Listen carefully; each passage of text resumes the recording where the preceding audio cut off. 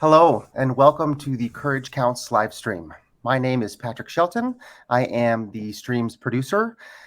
Today, it's really important that you go to the chat and chat as much as you can, because interaction is crucial to the success of our stream. And so please go there now and get ready to participate. The stream is about to begin.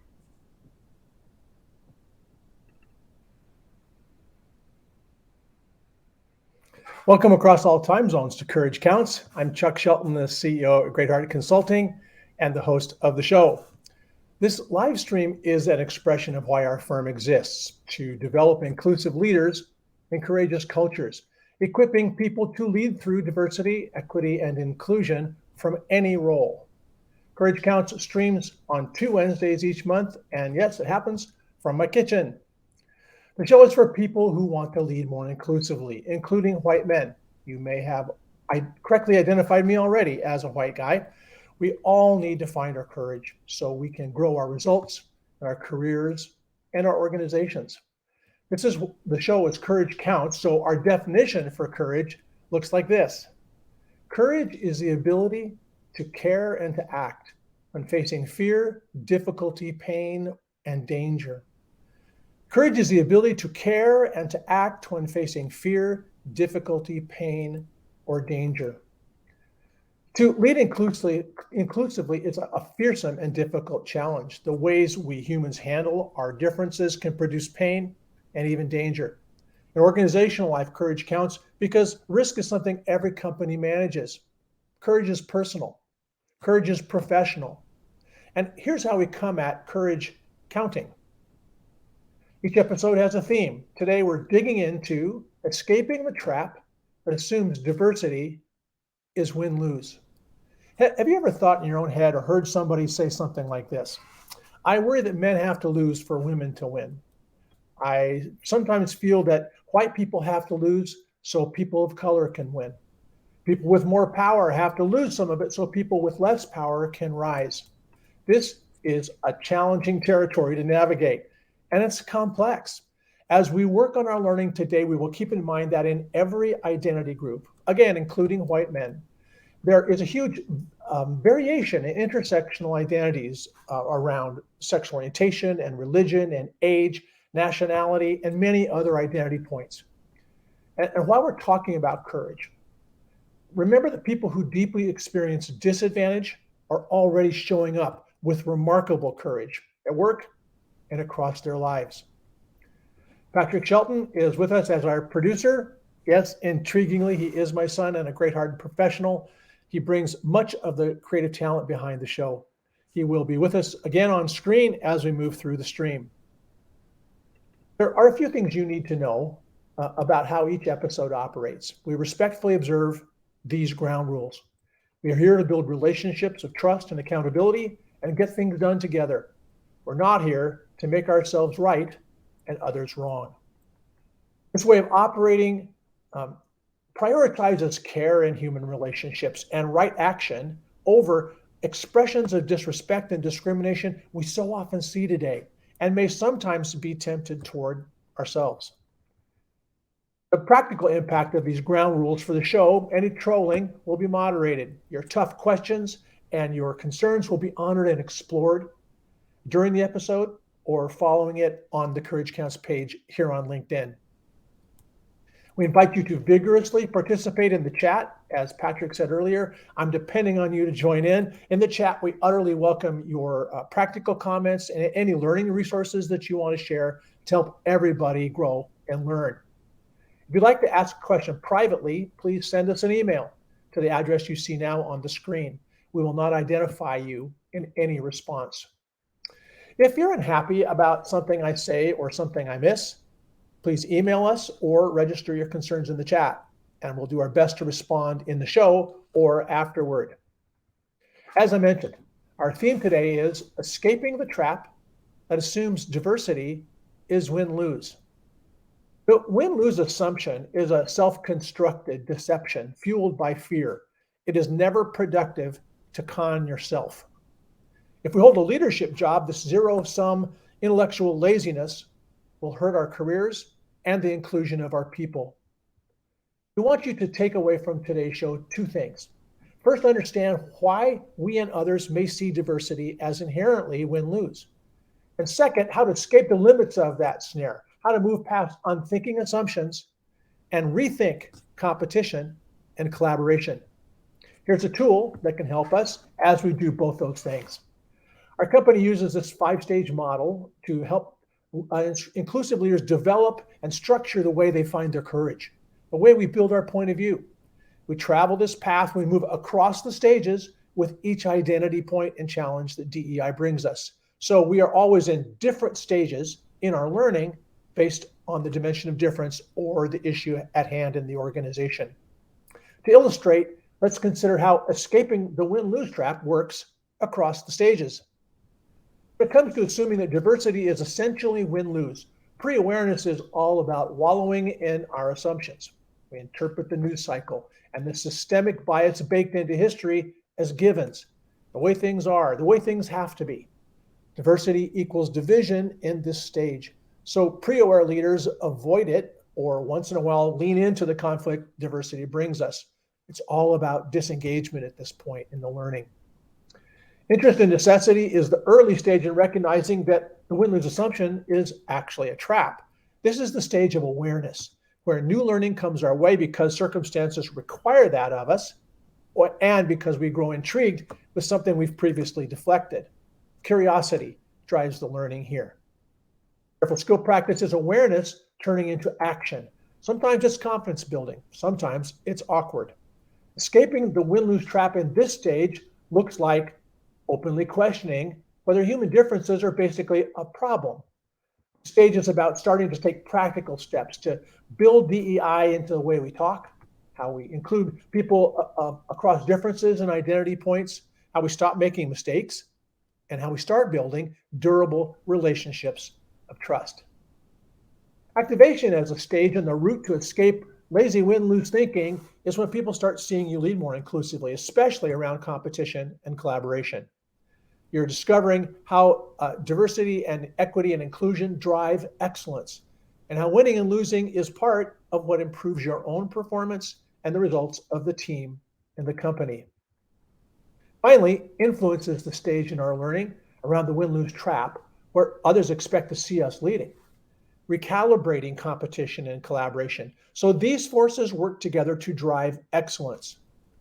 In the influence stage, we leverage the low-performing assumption that diversity is about winning and losing into energy to make the systems and culture more fair and inclusive of everyone.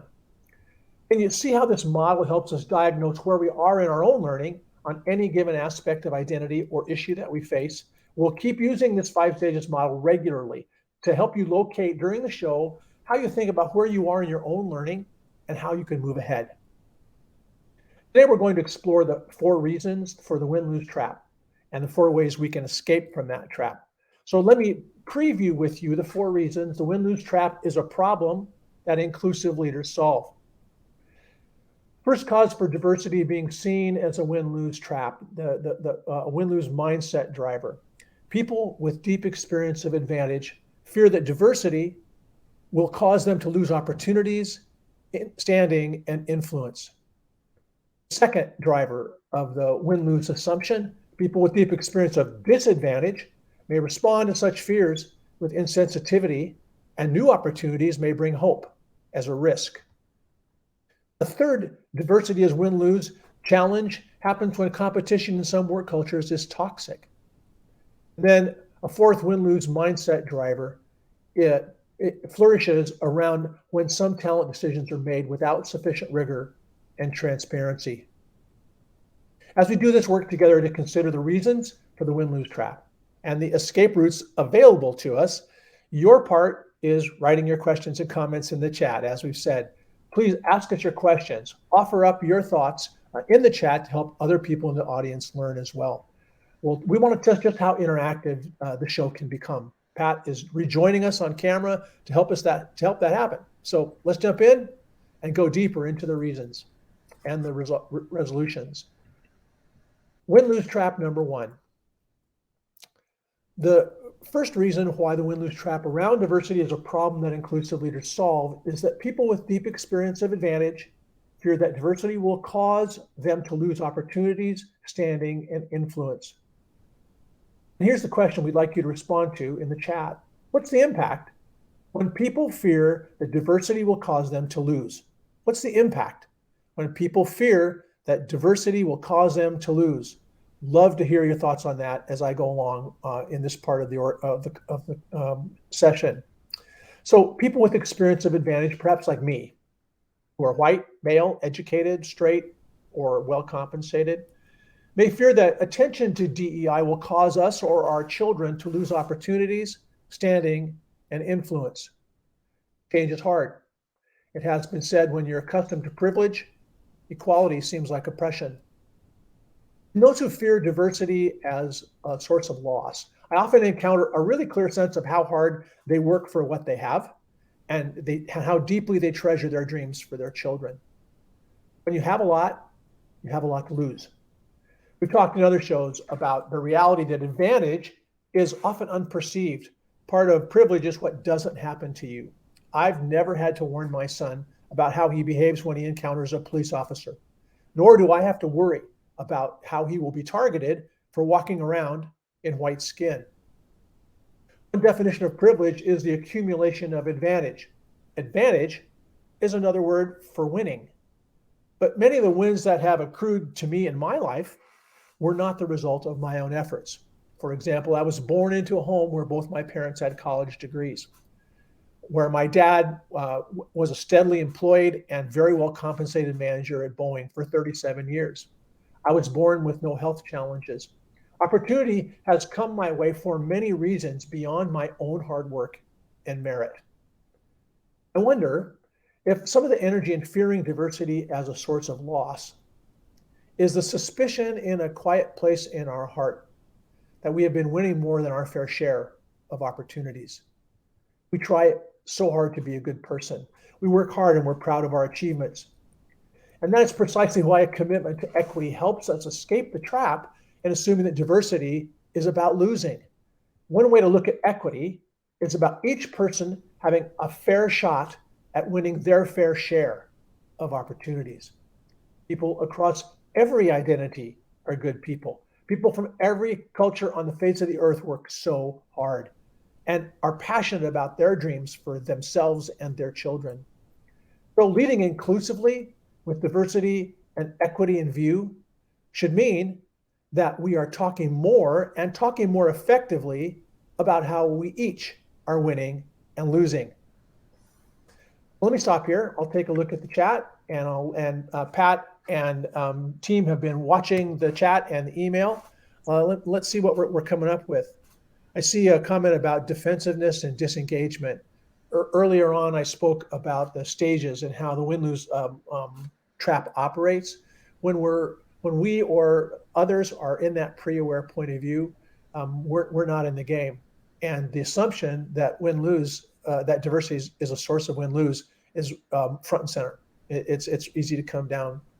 Another comment here I see is a breakdown of trust and not supportive of an advancement of others. We'll talk actually in our next show about the superpower of inclusive leaders being around the relationships of trust and accountability. We use language like trust and words like diversity, equity, inclusion, often with the assumption that everyone knows what we mean or that we mean the same things by those words. One of the suggestions I just had around win-lose is that we push the conversation about winning and losing forward into actually talking about it. And that's one of the most powerful ways to interrupt the assumption. Watching for a few other comments, the reality that to not engage as an inclusive leader and miss the win-lose conversation can limit our own ability to differentiate ourselves as leaders. I'll talk a little bit about that later with one of the other sources of the win-lose aspect. But we certainly are talking about the 5 stages, for example, not only as a way to build our point of view, but as a way to establish our brand as an inclusive leader. Another way to think about that 5 stages approach. So I think I'm going to move on. Thanks for what you've come up with in the comments and what we're observing. I want to summarize this win-lose trap as the fear that diversity will cause the loss of opportunities, standing, and influence. Our escape route from this first trap is rethinking how advantage and disadvantage operate in our lives and finding out how winning and losing, or the fear of losing, are occurring in the organization. So let's look at the second challenge here. The next setup of the win-lose trap is this one. People with deep experience of disadvantage may respond to such fears with insensitivity and to new opportunities that may bring hope as a risk. Here's the question. Love to hear from you in the chat on this one. How does the win-lose assumption about diversity impact underrepresented people?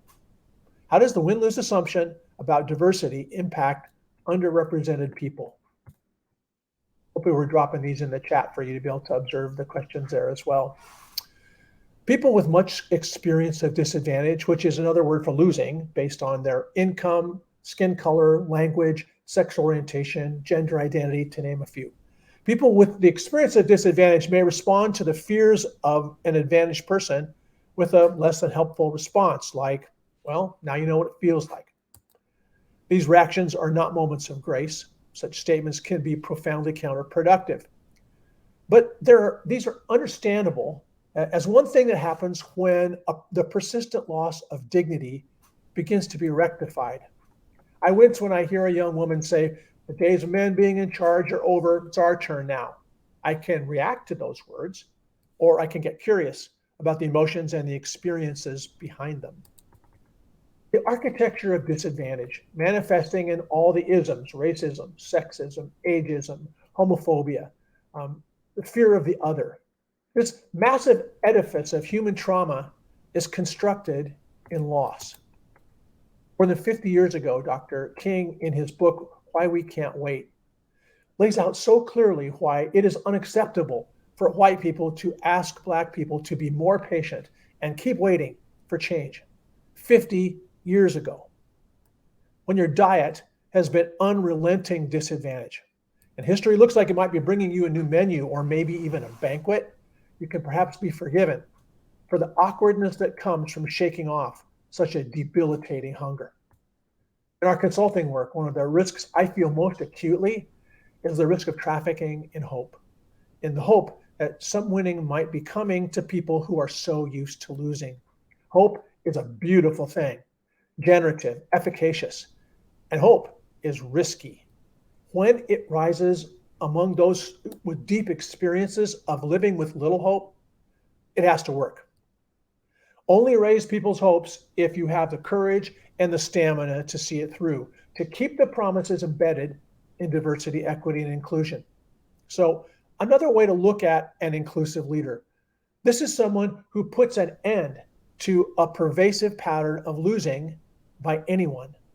That's an antidote to win-loss. Lots to say about this one as well, but I want to stop here and dial in a little bit to what we're seeing in the chat. Love to hear from you in terms of what you're thinking and responding to what I've said so far.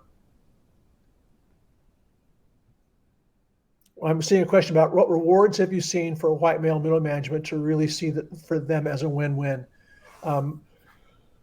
So I think the conversation, as I mentioned, is, and I think we see this in the 5 stages tool, is kind of recalibrating what self-interest looks like. And I can speak for, I'll grant myself permission to speak for white guys. And for many of us, through the years, diversity, equity, and inclusion has been looked at. Certainly diversity and equity has been viewed as something for others. You know, we aren't necessarily a part of an ERG.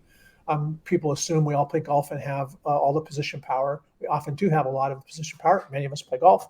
The challenge for us is that we have deflected diversity and inclusion as something that isn't about us. The organization needs to recalibrate that. And so that's, for example, I'm going to talk a little bit later about how in every job description, how DEI fits in as a qualification and skill needs to be centered, so that we're saying to people at every level in the organization, This is how DEI helps us succeed as a business. It's about building the business. It's about growing your career.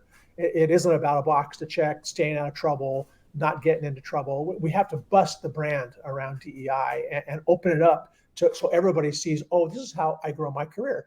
It's like technology. It's a way of thinking about using the tools available to you to get better at what you do.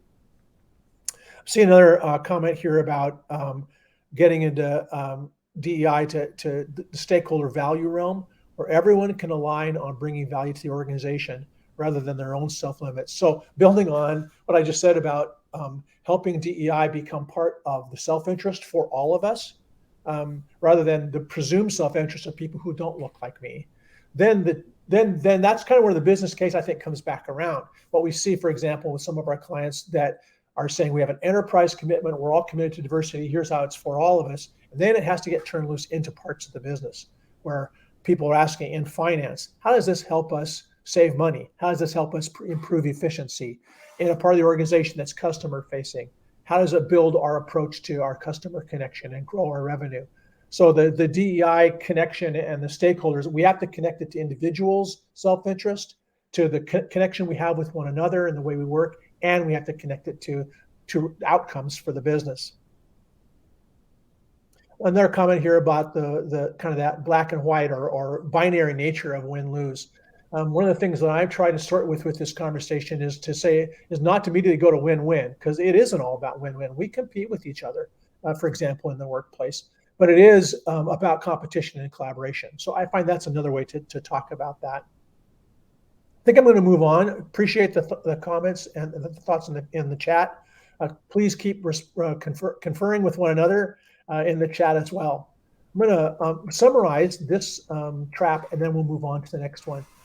People with profound experiences of disadvantage may not always be graceful as hope rises and opportunity beckons. So the way we get out of this trap together is to monitor how intent and impact is working between us, so that we can find the courage to learn about and talk about the way each of us is experiencing and fearing the idea of losing. Thanks for your chats and your thoughts in the chat. Let's move to the next win-lose trap, the next driver for the mindset. Diversity can be viewed as win-lose when competition in some cultures is toxic. And here's the question we want to pose and talk about today. How do you see the relationship between diversity and competition at work? This is a powerful question. And by the way, all the questions the stream itself is available to you and your colleagues on LinkedIn after the show. We welcome you to use these questions as conversation starters, as improvement drivers in the organization for you. And I'm certainly glad for you to have the conversation as we go along with each other in the chat today. So some work cultures suffer from toxic competition, where winning is defined as not as a driver towards excellence, but as the domination of our own colleagues. Cutthroat competition is viewed as the way we do things around here, which is a pretty standard way to define culture.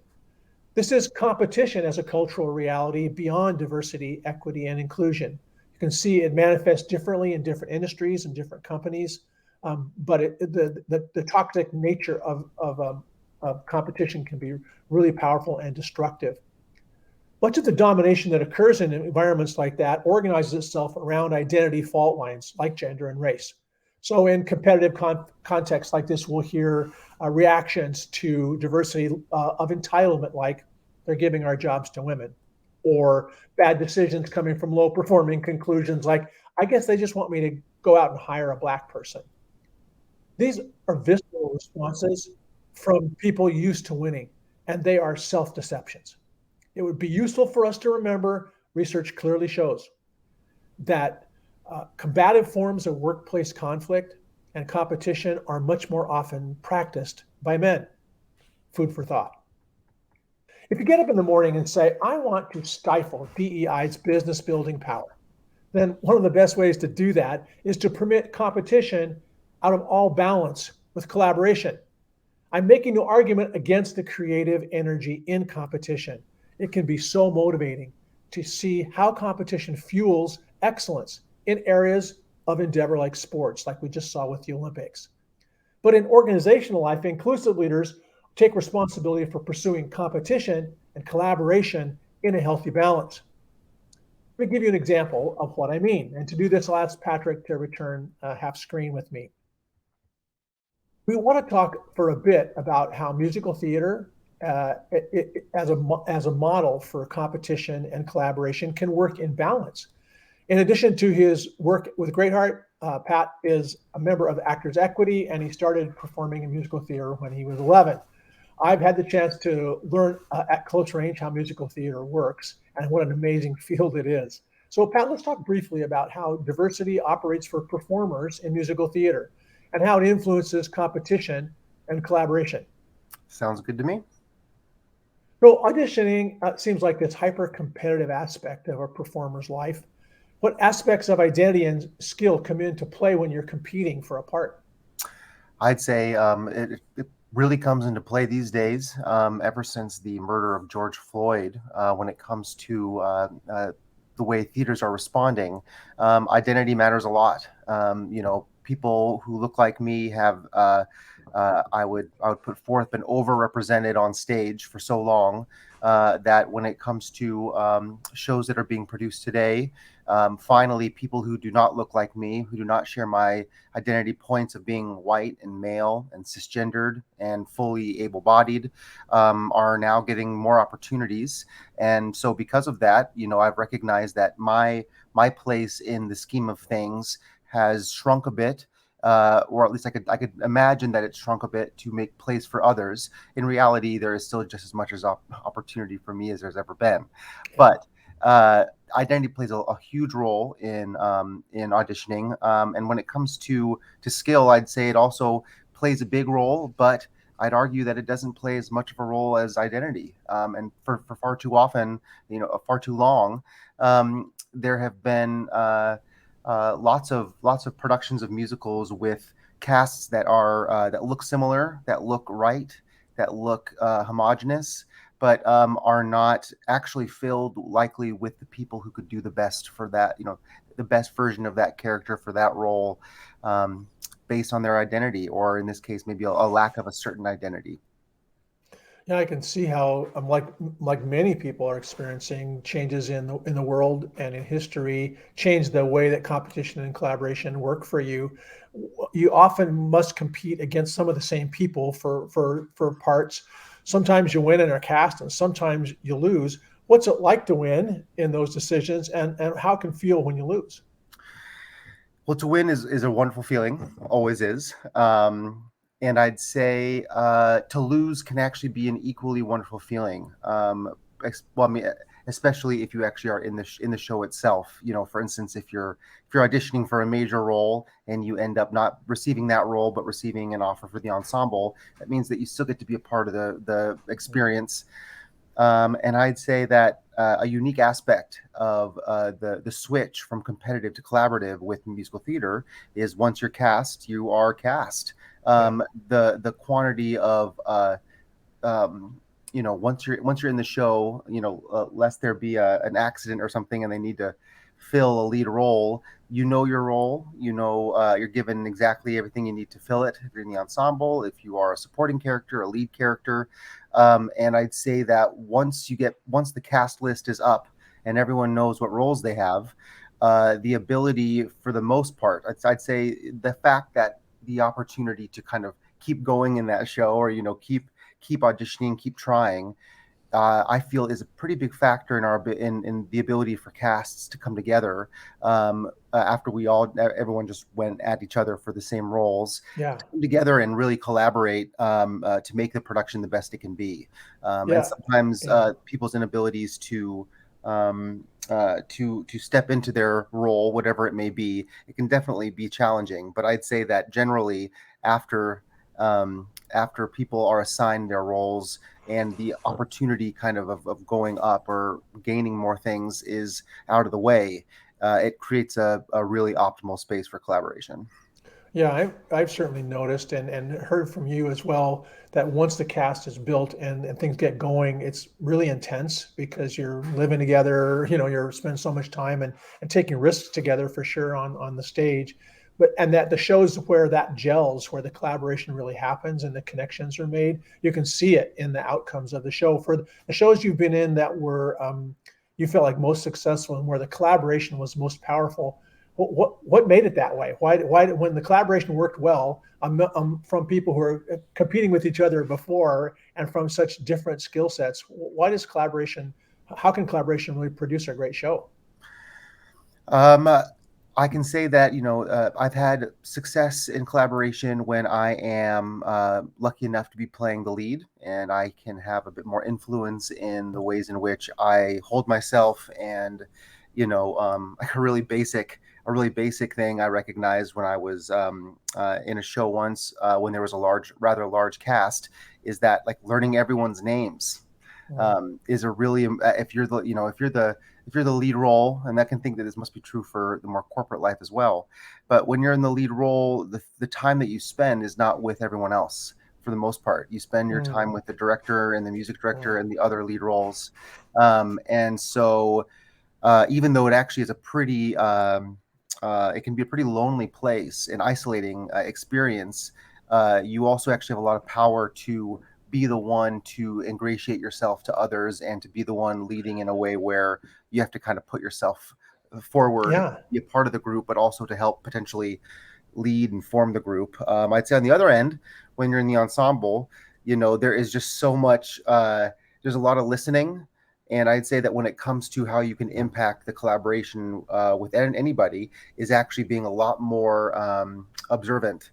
When I'm in the ensemble, and this is also true if I'm not in the ensemble, but especially if I'm in the ensemble, my ability to connect with other people who are at a similar point that I am, you spend a lot less time singing and acting and doing the lines and doing the yeah, songs, and you spend more time with the people connecting and supporting in whatever way you can. And so uh, I'd say that no matter what role you have, and kind of how busy you are and how much time that you naturally are given with the people who you're trying to lead or be a part of, I think that you really can affect change from whatever position you're yeah. in a show or in an organization. So helpful. Thank you, Pat, for that insight. I hadn't really connected the way that your role in the production it influences your collaborative choices. So that's very helpful. I think you can see where we're getting at here is that it's a way to move beyond win lose and the trap that it brings us is that we can think about collaboration and competition in a whole new way. With musical theater, I think one of the things that you heard in what Pat said was it's an example of how people from a mix of skill sets and looks and all the things that go into putting a cast together, they're finding a generative balance for the way they compete and collaborate. Let's take a quick look at audience input as we've talked about the idea of the competition to be toxic, but it can also be powerful when it's redone. I see a mention of a person I've leveraged competition between leaders to drive DEI by highlighting a specific leader's inclusive behaviors and skill set.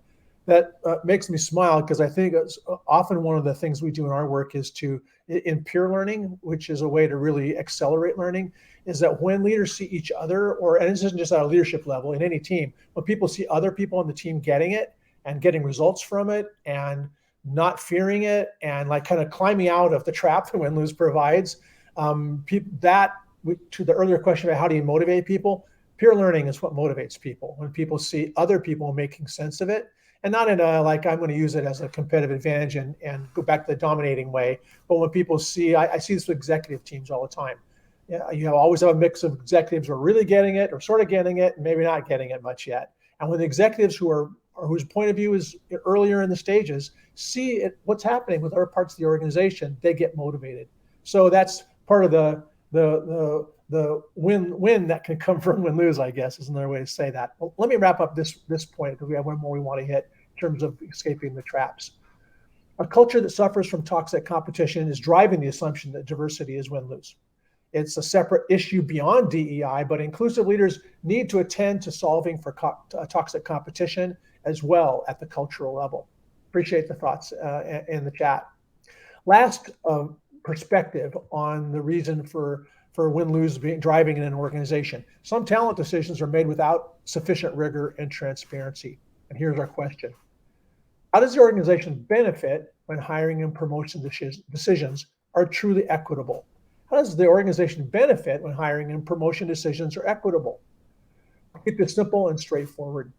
We disrupt the win-lose dynamic when we hire and promote people inclusively, sourcing talent widely, requiring unbiased and diverse interviewers, onboarding and developing every employee so they contribute and stay. So let's be super clear, and I mentioned this earlier. Every job description should list fluency and skill with DEI as one qualification and expectation for the position. That's how we send a message to every employee that being inclusive is part of their work because DEI is a commitment of the company. Then we source and select with integrity. When the right person for the job is from an underrepresented identity, we make sure people understand why they were selected. And we ensure that anyone who says, well, she got the job because she's a Black woman, is coached about managing their biases. If our rigorous talent process produces a finalist who identifies as a white guy, then we once again make sure we communicate his demonstrated commitment to DEI, and we candidly manage any pushback from colleagues who believe he got the job because of his race and gender. And we make sure he leads with inclusion. When our talent processes have integrity and we enjoy relationships of trust and accountability across difference, then our decisions are accepted. And hiring and promotions aren't viewed through the lens of unfair winning and losing. Check back in on the chat. Any thoughts or comments about how the organization benefits when hiring and promotion decisions are truly equitable, or anything else we talked about this particular challenge around win-lose? I'm sure we've all gone through the employee life cycle, we've run into times where a job was posted, the process went through, and part of the drama in the process is people worrying about how the search was going to go. We're trying to solve in part by being equitable for people cherry picking and not opening jobs or posting jobs. And I think many organizations, as they're getting better at this, are finding that the next step in the win-lose conversation is when we have stronger relationships of trust and accountability, the hiring manager worries less about the identities of the person that they've decided to hire because there's more trust and a more robust conversation around why people are selected and how we announce that selection and how we communicate to the person moving into the job how we want to see them leading through diversity, equity, and inclusion. One of the things, suggestions I see here is also to talk about, I use the word integrity a couple of times. And integrity can be seen as a way to connect what we say we're going to do to the way that we show up. So you can, in many organizations, people are talking about equitable hiring and how to make sure that sourcing of positions is more wide open. In many places, that opens up the next level of struggle. And the win-lose assumption isn't just operating in people's minds, it's operating in the traditions of the way, for example, people are selected for jobs. I talked earlier about disadvantage and losing as being a pattern or being structured. That's part of what we're talking about when we talk about systemic racism and the systemic nature of bias, is that things are built, often unseen, at least to people running them, that the way that disadvantage or advantage can get baked in. I see here the organization can scale and grow at a rapid pace with stakeholders coming from different backgrounds. I think it's fair to say sometimes collaboration can feel kind of messy and it can slow us down. But what we found with clients is that when they get good at collaboration, it's actually because you're adding in ideas, you're resolving conflicts, collaboration becomes an incredible source of efficiency in the organization. And the idea of having differences loose, all kinds of differences loose, actually improves the structure and the performance of the organization. So those are the 4 reasons. I'm going to summarize this one quickly. Diversity as win-lose begins to dissipate when talent decisions are made with rigor and transparency and conversation in those relationships of trust and accountability we've been talking about. I suspect you can imagine the competitive advantage that comes when factoring diversity into healthy, widely accepted decisions in the employee life cycle. Thanks for your thoughts in the chat. Our theme today, as you well know by now, is escaping the trap that assumes diversity is win-lose. So let's return for a quick visit with the 5 stages. Again, the 5 stages are a path our courage follows as we learn to lead more inclusively. It's a powerful tool for a growth mindset. So as I walk through this very briefly, I want you to consider, in what stage do you see yourself today when it comes to the win-lose trap? Pre-awareness is to not yet engage with the power in DEI. It's about deflection or fear. Diversity is essentially a losing proposition here. Interest and necessity is a location in our learning where we're getting curious about how diversity, equity, and inclusion can be sources for winning in our own careers and in our teams. In careful practice, our educational curve absolutely steepens as we learn to compete fairly with diversity in view. This takes courage because it can feel and look awkward. We're discovering how the behavioral power of leading more inclusively is helping us find our courage. It's helping us realize we have a lot to learn. And we're realizing in careful skill practice, we already have transferable values, skills, knowledge, and relationships to help us move ahead. That's why in the activated stage, it's our confidence that's growing, and so is our humility. Our relationships in the activated stage are starting to bring us wins with difference in view. And at the influencing stage, others look to us for support, and we help our teams and the organization to transition from win-lose to a healthier pursuit of competition and collaboration. The 5 stages help us map our development as inclusive leaders. And we move across the stages with each new issue and identity point. The invitation, as we've issued it many times, is to identify where you are in your learning right now, and then find ways to nudge yourself forward to become more inclusive in your behavior and in your leadership work, again, from any role. We all entered the session today with being in different places on the 5 stages, and when it comes to win-lose, for example. So one of the takeaways I hope that you have today and that you'll socialize and try out with some of your colleagues is, when it comes to making the win-lose assumption, where are you? Where are we on the 5 stages? It's all about socializing that conversation. Thanks for all your thoughts and questions in the chat. Really appreciate the participation today. So what's next to find your courage? I'd like to suggest 3 action items so you can escape the trap that assumes diversity is win-lose. The first one is this: evaluate how win-lose is operating in you. Are you operating from a scarcity mindset? This is the chance to recalibrate how you see the risks in diversity, equity, and inclusion. Number 2, start talking with your colleagues about how they may be trapped by thinking diversity is win-lose. In your circles, socialize the learning and the conversation about how competition can drive excellence and not domination. And the third action item for disestablishing win-lose: find your courage. And then widen the lens, widen the focus to how win-lose dynamics not only operating in you and between you, but in talent decisions in the organization.